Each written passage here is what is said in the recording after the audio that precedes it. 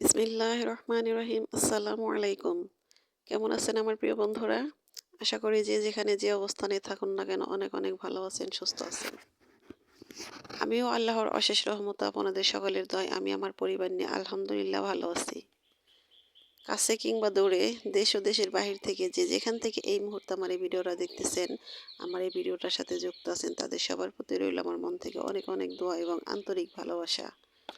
তো বন্ধুরা, ভিডিওর শুরুতে একটা রিকোয়েস্ট, প্লিজ যারা এই মুহূর্তে আমার ভিডিওটা দেখতেছেন যদি লাইক দিতে ভুলে গিয়ে থাকেন তাহলে মনে করি একটা লাইক দিয়ে আমার ভিডিওটা কন্টিনিউ করার অনুরোধ রইল। আর যে বন্ধুরা এই কাজটি করে দিয়েছেন সে বন্ধুদের জানাই অসংখ্য অসংখ্য ধন্যবাদ।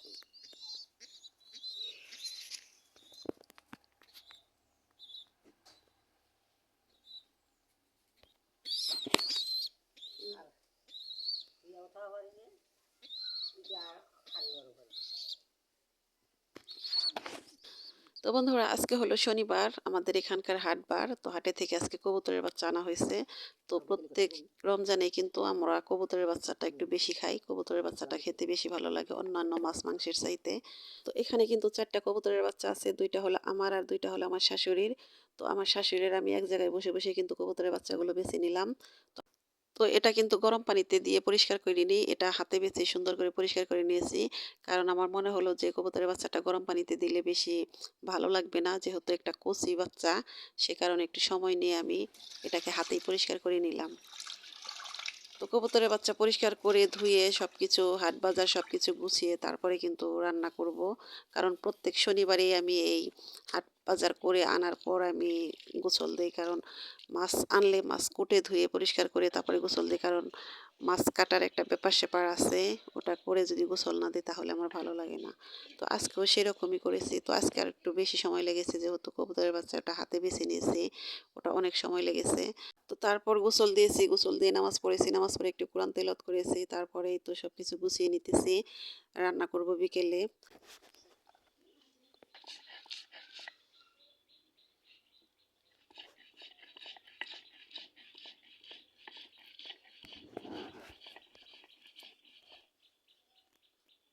তো আমি যখনই রান্না করি তখনই কিন্তু মসলা রেডি করে তারপরে রান্না করি। আমি কোনো মসলা ফ্রোজেন করি না।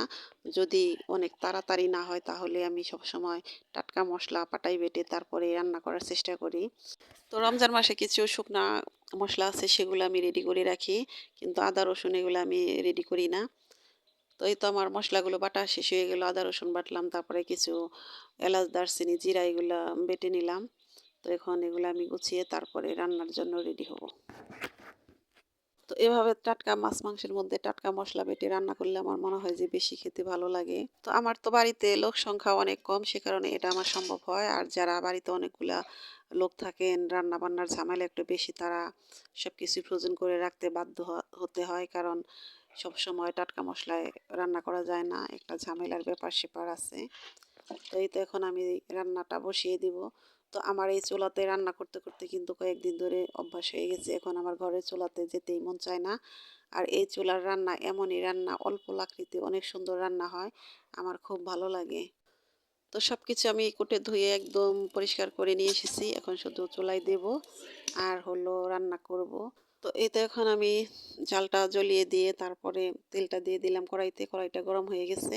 তো এদিকে তেলটা গরম হতে থাকলো আর এদিকে আমি মাংসটাকে রেডি করতেছি। তো আমি কবুতরের বাচ্চা সবসময় এভাবেই রান্না করি।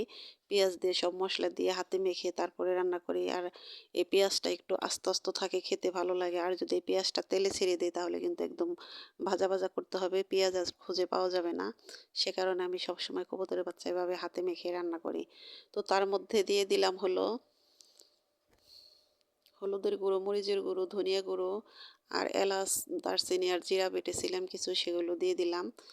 এখন পরিমাণ মতো তেল লবণ দিয়ে এটাকে ভালো করে হাতে মেখে তারপরে আমি তেলে ছেড়ে দেব।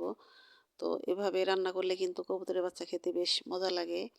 এভাবে রান্না করার একটাই কারণ, সেটা হলো যেহেতু পেঁয়াজ দিয়ে ভুনা করব। আর এই কবুতরের বাচ্চা মাংসের মধ্যে যদি কিনা পেঁয়াজটা একটু আস্তে আস্তে থাকে তাহলে কিন্তু বেশি ভালো লাগে। আর যদি এর মধ্যে আলু বা অন্য কিছু দিয়ে রান্না করতে চান তাহলে অন্যভাবেও রান্না করা যায়। তো আমি এভাবে রান্না করব। আর এই মাংসটা আমি একটু ঝোল ঝোল করে রান্না করব, একদম আঠালো করব না।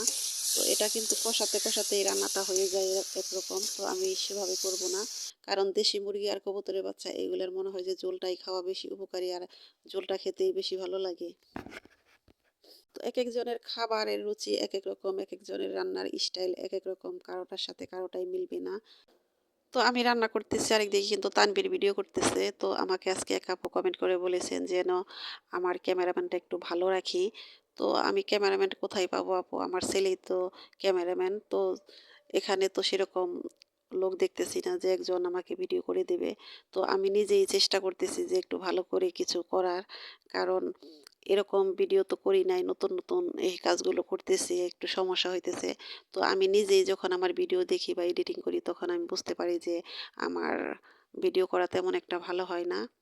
তো আপু, আপনাকে অসংখ্য অসংখ্য ধন্যবাদ যে আপনি আমার এই ভুলটা ধরে আমাকে বলেছেন, তাতে কিন্তু আমি অনেক উপকৃত হলাম। আমার খুব ভালো লাগলো। এই তো দেখুন আমার কবুতরের মাংসটা কিন্তু কষানো হইতেছে। তো এই যে এভাবেও কিন্তু খাওয়া যাবে। কষাইতে কষাইতে কিন্তু একদম রান্নার মতো হয়ে গেছিল। তো এখন আমি কিছু জল দিয়ে দিব। জল দিয়ে তারপর এটাকে রান্না করব। তো রান্না করতেছি, আরেকদিকে তানভীর বলতেছে যে আম্মু, কবুতরের মাংস দিয়ে বিরিয়ানি রান্না করলে কেমন হতো? আমি বললাম ভালোই হতো, তুমি তো আগে বললা না। তো ছেলে যখন বিরিয়ানির কথা বললো তো পরে বলেছে, সে কারণে ভাবলাম যে একটু পোলাও রান্না করে দিই।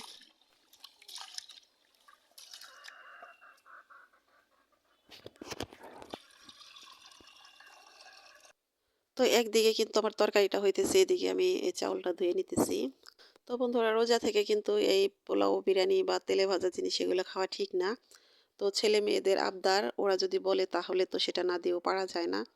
তো ওরা তো ছোট মানুষ, ওরা না বুঝে অনেক কিছু আবদার করে ফেলে, আর আমরা তো মা, সেটা তো মানতে আমাদের বাধ্য।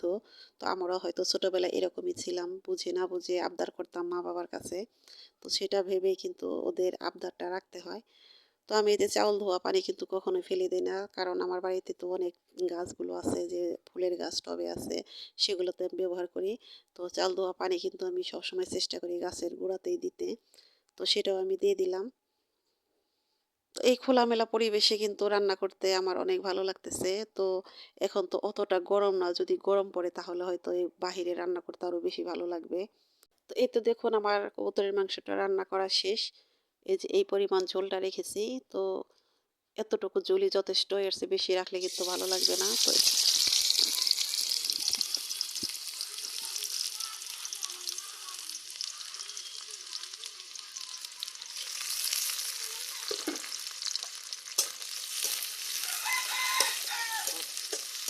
তো এই তো আমি এখন পোলাওটা রান্না করব। তো তার জন্য আমি তেল দিয়ে দিলাম। তেলের মধ্যে কিছু পেঁয়াজ কুচি, তারপর এলাচ, দারচিনি, তেজপাতা আর হলো একটু আদার পেস্ট, এগুলো দিয়ে একটু ভালো করে ভেজে তারপরে চাউলটা এখন ভেজে নেব। তো এই পেঁয়াজ কুচিটা কিন্তু অতটা ভালো করে ভাজা যায় না। যদি কালার একদম চেঞ্জ হয়ে যায় তাহলে কিন্তু পোলাওর কালারটা নষ্ট হয়ে যাবে। তো গুণগত মান রেখে এই পেঁয়াজটা ভেজে নিতে হয়। তো আমি কিন্তু সবসময় এই পোলাও বিরিয়ানিতে কিন্তু গরম পানিটা ব্যবহার করি। তো আজকে সেটা করব না। তো যতটুকু চাউল তো আর ডাবল পানি দিয়ে, এই টাটকা ঠান্ডা পানি দিয়ে রান্না করব। তো এই পোলাও বিরিয়ানিতে যে গরম পানিটা ব্যবহার করি তো সেটা করলে ভালোই, কিন্তু আমার মনে হয় যে পানির মাপটা হলো আসল। পানি যদি ঠিকঠাক মতো মেপে দেওয়া যায় তাহলে কিন্তু গরম পানি সেটার কোনো দরকার হয় না। এভাবেও রান্না করা যায়, আর চুলার জালটা যদি ঠিকঠাক মতো জ্বলে। তো বন্ধুরা, আমি যখন রান্না করি তখন কিন্তু আমার চারপাশে অনেকেই বসে থাকে, বসে বসে গল্প করে। আমার চাচি শাশুড়ি একজন কিন্তু আমার পাশে বসে আছে। তো গল্প করতে করতে রান্না করতে করতে কিন্তু আমি এই রান্নাতে পোলাওর মধ্যে লবণটা দিতেই ভুলে গিয়েছিলাম। তো লবণটা আর কিছু কাঁচামরিচটা দিয়ে দিলাম। তো বন্ধুরা, আজকের ইফতারিতে কিন্তু কোনো ইফতারি রেডি করিনি, কোনো ইফতারি বানাবো না। কিছু ফল আর শরবত আর হলো এই তো এই পোলাও মাংস এগুলাই খাওয়া হবে। তো আপনাদের ভাইয়া যে আমাকে ভ্যালেন্টাইন্স ডে ফুল গাছ এনে দিয়েছিল, এই তো দেখুন সে গাছে কিন্তু ফুল ফুটে গেছে। আমার কিন্তু খুব ভালো লাগতেছে। তো আমি তো এটা খেয়াল করি নাই, তানভীর বলতেছে আম্মু গাছে কিন্তু ফুল ফুটেছে। তো দেখে অনেক ভালো লাগলো। তো পোলাওটা চুলার উপরে রেখে আমি কিন্তু ঘরের ভিতরে গিয়ে আমি ইফতারি রেডি করতেছি। তো আর মনে হয় যে আর 5 মিনিটের মতো আছে সময়, আজান দিয়ে দিবে। তো বাহিরে কিছু কাজ ছিল সেগুলো সেরে নিলাম। তারপরে তো ঘরের ভিতরে ইফতারি রেডি করতেছি। তো বন্ধুরা আমার আজকের ভিডিওটা কেমন লাগলো আমাকে অবশ্যই কমেন্ট করে জানাবেন। আর আমার কথা ও কাজে হয়তো অনেক ভুল আছে। সে ভুলগুলো প্লিজ ক্ষমাসুন্দর দৃষ্টিতে দেখবেন। আর জানি না কোন প্রাণপ্রিয় বন্ধুরা এখন আমার সাথে আছেন, আমার এই ভিডিওটা দেখতেছেন। তো বন্ধুরা যদি লাইক দিতে ভুলে গিয়ে থাকেন তাহলে আবার মনে করিয়ে দিলাম প্লিজ একটা লাইক দিয়ে দিবেন। আর নতুন বন্ধুদের বলতেছি, তো জানি না বন্ধুরা এ পর্যন্ত আমার সাথে চলে এসেছেন কিনা। তো আমার এই ভিডিওটা যদি ভালো লাগে তাহলে অবশ্যই সাবস্ক্রাইব করে আমার পাশে থাকবেন। ছোট্ট একটা কমেন্ট করে যাবেন, সে কমেন্টের সূত্র ধরে আমি আপনাদের পরিবারে চলে যাব ইনশাআল্লাহ। তো এই তো দেখুন আমার পোলাওটা রেডি। আমার পোলাওটা কত সুন্দর হয়েছে, যেমন ঝরঝর হয়েছে তেমন কিন্তু কালারটা অনেক সুন্দর এসেছে। আর হ্যাঁ বন্ধুরা, আরেকটি কথা বলতে কিন্তু ভুলেই গেছি। আমার ভিডিওতে কিন্তু ওয়াচ টাইম অবস্থা খুবই খারাপ। তো আমি তো সবসময় সবার ভিডিও ফুল ওয়াচ করে দেখি। তো জানি না আমার সাথে কেন এরকম হইতেছে। তাই সবাইকে বলতেছি লাইক দিয়ে অবশ্যই ফুল ওয়াচ করে ভিডিওগুলো দেখার চেষ্টা করবেন। তাতে অনেক উপকার হবে। আমি অনেক উপকৃত হব। তো বন্ধুরা কথায় কথায় কিন্তু আমি ভিডিওর লাস্ট পর্যায়ে চলে এসেছি। তো আজকের মতো এখানেই বিদায় নিলাম। আল্লাহ হাফেজ। আসসালামু আলাইকুম।